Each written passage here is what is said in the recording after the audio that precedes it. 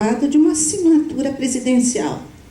E exatamente por mais que se corresse atrás disso para que essa lei saísse anterior à data de vencimento da contribuição de junho, independentemente da vontade de qualquer um, ela somente foi publicada no dia 19. Mas a intenção não era fazer com que uma lei saísse exatamente nesse dia. Ela estava pronta para a sanção presidencial bem antes disso e entra numa fila de assinaturas. Então não houve intenção alguma de complicar a vida de ninguém com a assinatura, com a medida provisória sendo transformada em lei, sendo publicada numa edição extraordinária, numa sexta-feira, exatamente no dia do vencimento.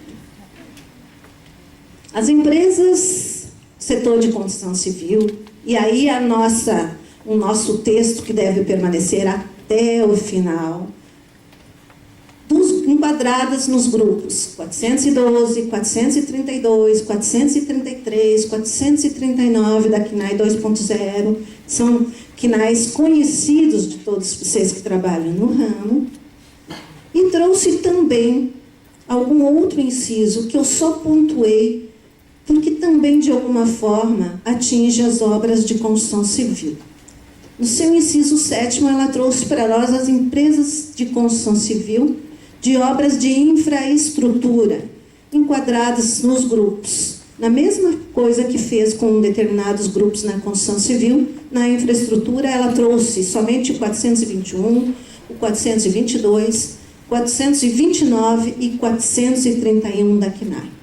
Primeira coisa que nós temos que fazer é sempre verificarmos a CNAE da nossa empresa. O que mais ela trouxe? Pois não. A respeito da CNAE, eu posso ter as duas CNAE, a atividade principal e a atividade secundária, dentro do grupo. Obrigado. A respeito da CNAE, a instrução diz que, segundo a CNAE 2.0, eu devo ter na atividade principal a atividade de maior receita auferida ou estimada para o exercício. E essa alteração, eu posso ter na atividade principal uma das atividades desoneradas, numa segunda atividade, na secundária, também uma atividade desonerada. A atividade que eu tenho a maior receita estimada é uma secundária, eu quero mudar para a principal. Porém, não consigo, em função da mudança agora, é um fato que mudou, tem que passar pela prefeitura, para chegar na receita não dá para fazer direto. Então, uma dificuldade local pode estar me impedindo isso. Por outro lado, eu tenho uma das atividades desoneradas na atividade principal, atendendo à lei, a regra da lei. Existe algum problema junto à receita, o fato da minha receita principal não estar na atividade principal, na atividade primária, porém, a atividade que eu tenho primária ser uma das atividades aceita como desonerada e eu ter algum problema na questão da contribuição? Não vai. Ficou bem claro que a atividade principal estando desonerada, a empresa está desonerada. E que alterações deverão ser feitas realmente quando forem necessárias, como é seu caso. Criamos a situação de receita esperada ou receita auferida simplesmente porque é uma situação de lei. Mas é evidente que, de repente, a minha CNAE é uma CNAE que está entre as atividades desoneradas, e eu tenho determinados meses que a minha atividade secundária tem uma receita maior. Isso não vai fazer com que eu tenha que, no mês, verificar a receita de uma atividade, e no mês seguinte eu tenha que verificar a receita de uma outra atividade. Enquanto não houver a alteração na CNAE, e essa alteração, seguindo todos os trâmites normais, considera-se a CNAE principal a que está lá no CNPJ. Talvez o que possa ter causado um pouquinho mais de problemas a todos nós foi que a instrução normativa que trata da desoneração, não só tratando como desoneração na atividade de construção civil, ela ainda não saiu. E ela tem várias situações que certamente responderia a pergunta de todos vocês. E uma das situações lá na minuta é que a atividade do que consta no CNPJ como KNAI principal deve ser obedecida até que se tenha uma mudança por conta de uma necessidade vamos dizer assim, porque vamos ter uma outra atividade. Então, é uma pena que ainda esteja em minuta, portanto, eu não posso passar para os senhores, mas passo a informação do que a Receita considera como correta, é a atividade que está lá no meu KNAI, até que exista uma mudança. Me parece que isso já está pacificado, né, Luciano, com uma consulta feita, não pelo Sinduscom, mas pela CEBIC, né?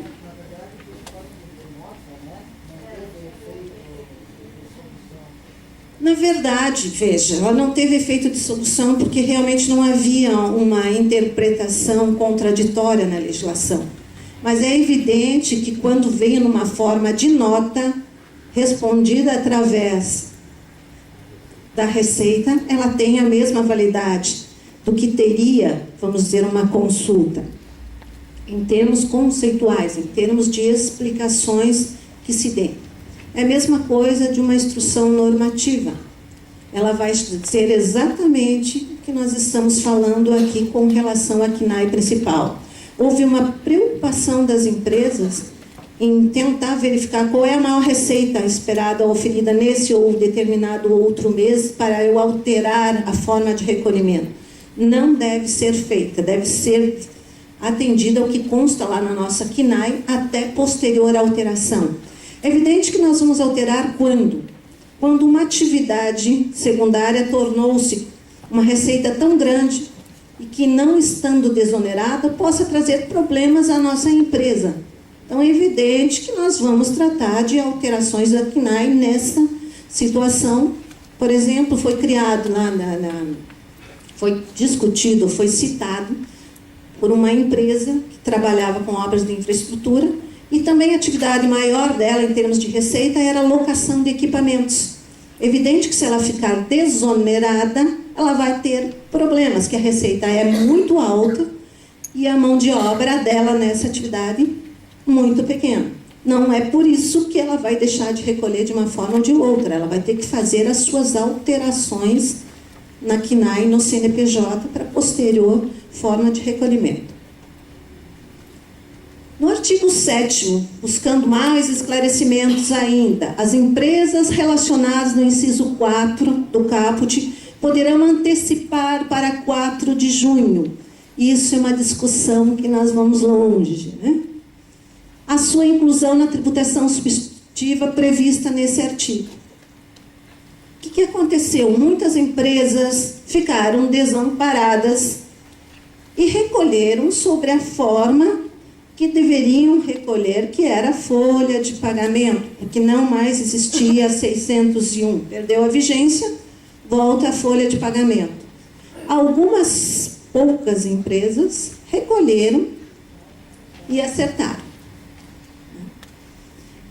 Por quê? Porque a antecipação de que trata o parágrafo 7º será exercida de forma irretratável, mediante o recolhimento no prazo. Quem não recolheu dia 19 de julho sobre a receita bruta não está dentro do previsto no nosso parágrafo 8 do artigo 7º, portanto, não antecipou a sua contribuição substitutiva, que passaria a valer em 1º de novembro, por força do período que nós temos que deixar passar para começar a cobrar de uma outra forma.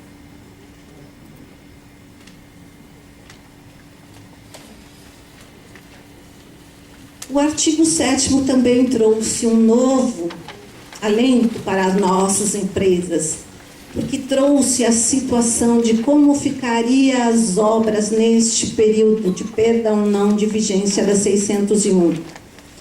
Para as obras matriculadas no SEI até 31 de março de 2013, nenhuma alteração. Continua folha de pagamento até o fim. Para as obras matriculadas no período compreendido entre 1º de abril e aí nós fechamos a 31 de maio de 2013, contribuição sobre receita até o fim da nossa obra. Até aí está ótimo, né? Perfeito. Parece que só eu que gosto, né? Tudo está ótimo. Vocês não gostam da desoneração, é isso? Não? Causou muito problema, né? Mas as empresas acho que devem ter gostado, né? Para as obras matriculadas no SEI, e aí houve a exceção da exceção, gente. Nós tínhamos lá, por força da 612, só 2 períodos, antes de março e após abril. Como nós tivemos essa situação que não ficou muito clara, apareceu aí mais uma situação. Então, para as obras que foram matriculadas no período de 1º de junho de 2013 até o último dia, o 3º mês, tal, que dá 31 de 5 de 2013, o recolhimento da contribuição poderá ocorrer tanto na forma dos incisos 1 e 3, folha de pagamento, como na forma da desoneração, artigo 7º da Lei 12.546. Como é que se faz isso? Para as obras matriculadas após 1º de novembro, sem problema algum, passa a valer a desoneração sem nenhuma outra exceção.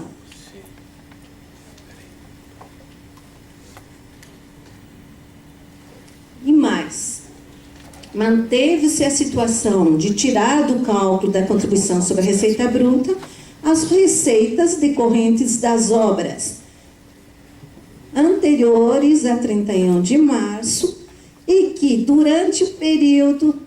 Que carinha mais preocupada. Eu acho que após essa palestra, os médicos plásticos vão ter muita procura, porque o que tem de ruga nas testas das meninas é impressionante. Os meninos não, mas as meninas... Olha, o botox está caro, vamos relaxar, vamos relaxar.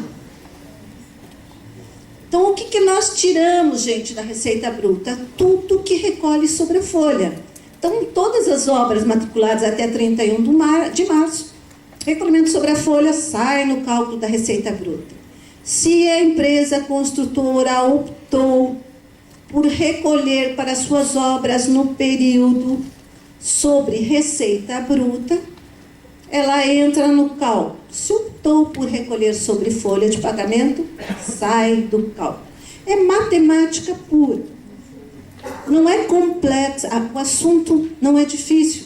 Foi muito bem falado aqui. Ele é, a partir do momento que a gente toma conhecimento, ele se torna fácil. Ele é complexo, não é um assunto de difícil entendimento. Ele é complexo em decorrência das alterações trazidas por várias medidas provisórias e lei, mas ele é um assunto quase que matemático. Eu só posso tirar alguma coisa da onde eu pus. Então, se eu estou falando folha de pagamento, eu não posso misturar com receita bruta. A minha contribuição sobre a receita bruta vai ser sobre obras que recolhem sobre receita bruta. Minha parte de administrativos, na empresa que recolhe sobre a receita bruta, sobre receita. Então, eu vou somando tudo que é sobre receita, chegou a um valor final. A opção, e aí esse parágrafo 10, ele realmente complica o entendimento, porque ele está incorreto, ele está mal escrito, ele está quase maldito. E no sentido da palavra mesmo, maldito, né? E maldito junto. Porque como que eu vou pensar que eu vou fazer uma opção na minha matrícula com recolhimento em junho, se eu fiz a obra posterior, cadastrei evidentemente também corremos o risco do copia e cola, né? Essa, relativo a junho, seria para as empresas e não para as obras. Não tem sentido nenhum. Eu vou fazer uma obra e vou matricular posterior a isso, e daí vou recolher lá no começo, sobre junho. Então é evidente que quando a gente lê isso aqui, parece muito contraditório. Só que, através da própria instrução normativa, através da solução de consulta, através de notas explicativas, fica bem claro de que houve aí um pequeno engano no momento de escrever este parágrafo. E na minuta da nossa instrução normativa fica bem claro que a opção vai ser de acordo com a forma de recolhimento a partir do momento que eu faça a inscrição naquele período. Agora, se eu não conto isso para vocês, fica uma loucura. Como é que vocês vão dizer, mas como eu poderia ter feito a opção de alguma coisa que eu nem sequer sabia que ia existir? Então, esse parágrafo deve ser entendido quando se fala em junho de 2013, a data de cadastramento da minha obra. E isso já ficou esclarecido com um excelente trabalho na página da Receita. Brincadeira. Que o trabalho, na verdade, assim, eu gosto muito dessa coisa de construção civil. Então, eu sou uma estudiosa de tudo que acontece. Sai a legislação, o pessoal da COSIT já não gosta nem de atender muito as minhas ligações, que no dia seguinte falam, o que fala isso aí? 2000... Sandra, entenda, vai ser feito a partir do momento da instrução normativa. Então, é evidente que se vocês tiverem o cuidado, quem ainda não leu, procure na página da Receita Federal, na parte que trata de construção civil. O que nós fizemos para minimizar os estragos trazidos por essas legislações que tiveram, digo, estrago no sentido da cabeça de todos vocês, né? Porque teve que ocorrer em decorrência de perder a vigência que ninguém esperava, em fazer com que determinadas situações possam ser ajeitadas, sair do percurso, né, da medida que acontecem, foi transformar as principais dúvidas numa consulta, não, numa orientação. Então, quem ainda não viu a página da Receita Federal com relação à construção civil, dê uma boa olhada, que nós procuramos colocar naquele trabalho todos os principais problemas que nós encontramos no momento da leitura da lei, para que vocês tenham essa resposta da Receita de uma forma simplificada.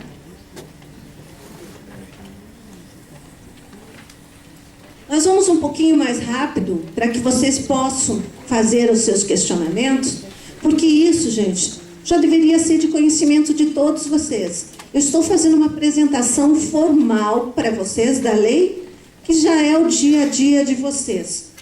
Para que, de repente, no momento da minha leitura, eu possa ajudá-los a interpretar de uma maneira mais calma, né? Nós tiramos a receita bruta da exportação aí, por quê? Por força da própria Constituição Federal, nós sabemos que as mercadorias exportadas não sofrem tributação. Não é mais, vamos dizer assim, muito mais para o nosso caso, mas sim para o caso das empresas que industrializam e comercializam. Esse inciso, o 7º, nos interessa na medida que diz qual é o tipo da empresa que estaria desonerada. Evidentemente, quando estamos trabalhando com empresas do setor de construção civil, daquelas quinais, sabemos que aquela empresa já está desonerada. Mas, porventura, para aqueles que trabalham com outro tipo de empresa, sabemos que as sociedades cooperativas só vão utilizar essa metodologia quando tiverem atividades listadas não no artigo 7º, que é o que nos interessa, mas lá no 8º, que é a industrialização. Nesse exato momento, não nos interessaria.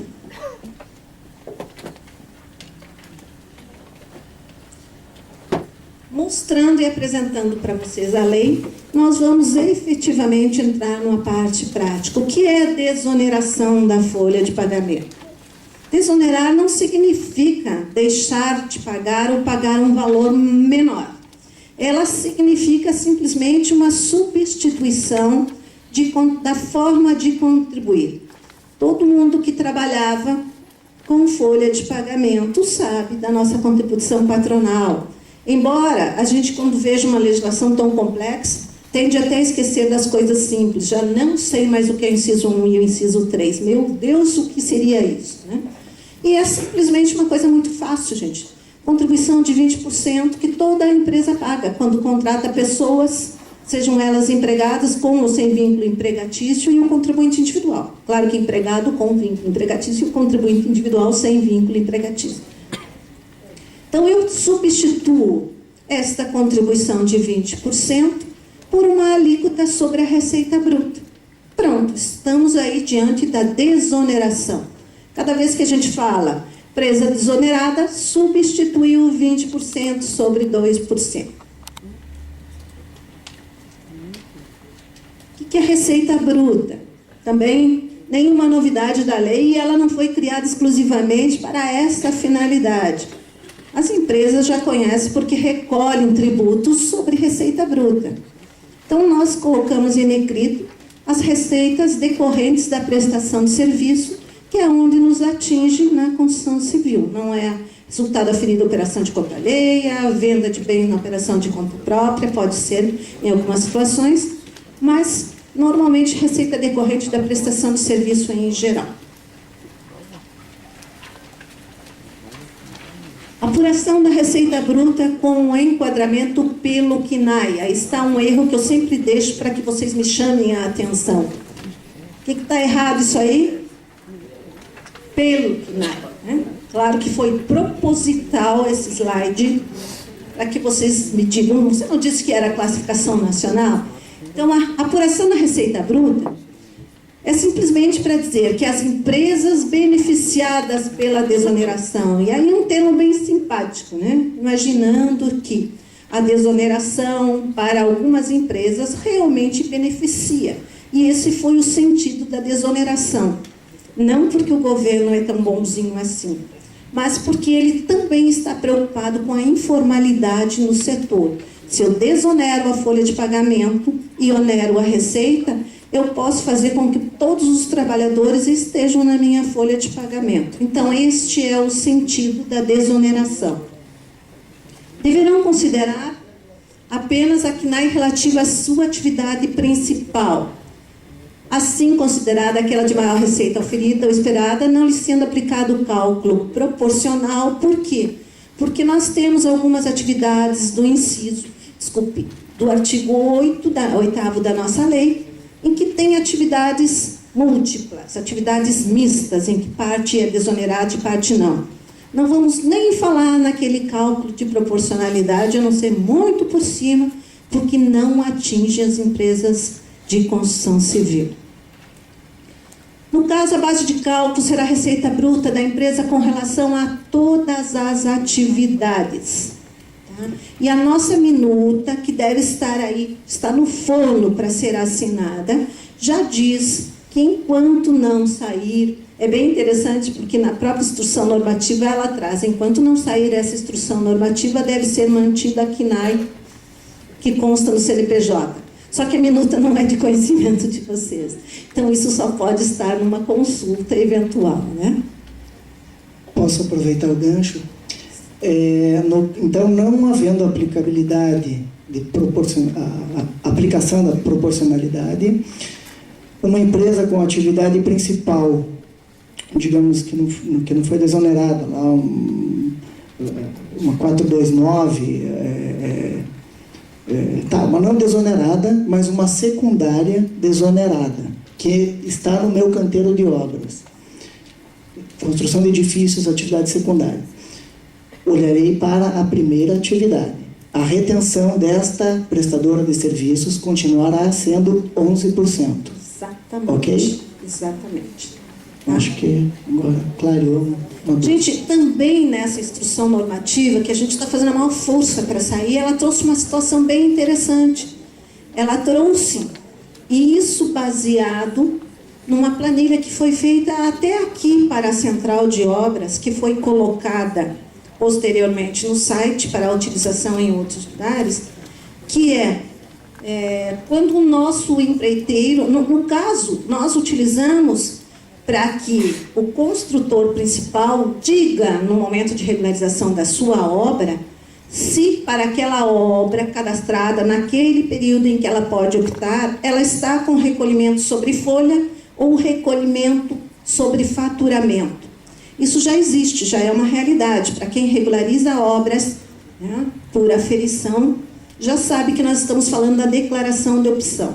A instrução normativa vai trazer a situação com relação ao empreiteiro, que até foi uma situação que o Luciano colocou, se poderia usar aquela sistemática da declaração de opção para que as empresas pudessem ter segurança com relação aos seus empreiteiros.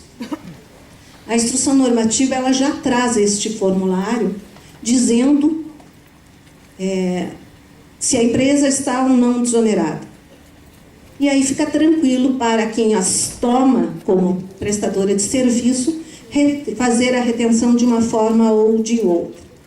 Evidentemente que nós teríamos que conhecer a KNAI principal da nossa empreiteira para saber se ela estaria ou não desonerada. E seria uma atividade que vocês vão fazer somente se tiver o interesse em cumprir a legislação e não fazendo com que seja onerado esse nosso empreiteiro. A boa negociação entre as partes, que é sempre o que a gente tem discutido em todas as palestras. Bons empreiteiros devem ser mantidos no mercado.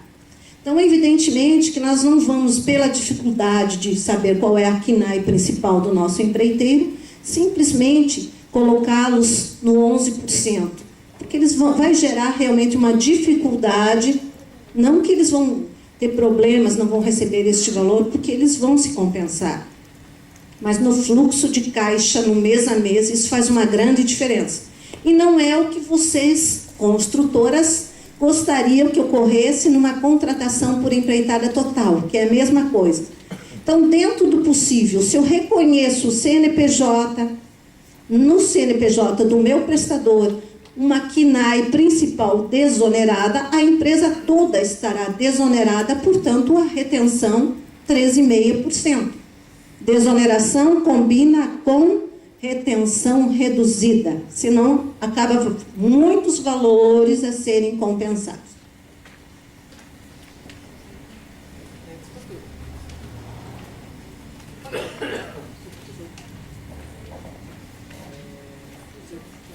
Eu até posso repetir, só não vou garantir que seja fidedigno, porque não vou rodar a fita.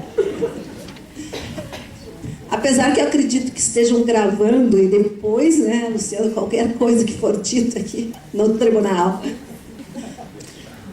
Se você tem um empreiteiro que tem uma KNAI principal desonerada, evidente que toda a prestação de serviço desse empreiteiro estará sujeita à retenção reduzida. Em relação a essa retenção, daí você falou sobre uma base diferenciada, você falou ali. Você deixa eu entender, eu não entendi esse ponto. É 3,5%, digamos. Gente, a base, vamos lá começar bem do começo. Tem gente que está retendo 2% sobre a receita. Vocês acreditam nisso? Então, não se misturam as coisas, gente. A retenção continua sendo sobre a fatura de prestação de serviço. A base da retenção foi e sempre será a fatura de prestação de serviço. O que acontece com relação à retenção? Simplesmente a alíquota de 11% passou a ser de 3,5% em determinadas atividades, em determinados períodos. A partir de 1º de novembro, gente, que já ocorreu, já está acontecendo, toda prestadora de serviço que esteja naqueles do grupo 2, 412, 432, 433, 439, desoneradas. Os nossos prestadores de serviço desonerados, a retenção 3,5%. Então, eu não sei o que você entendeu de base diferenciada, mas... Então, só para me entender, então, no caso, eu tenho uma nota com mão de obra e material. Os 3,5 vai ser sobre o total ou sobre a mão de obra? Quero que vocês respondam.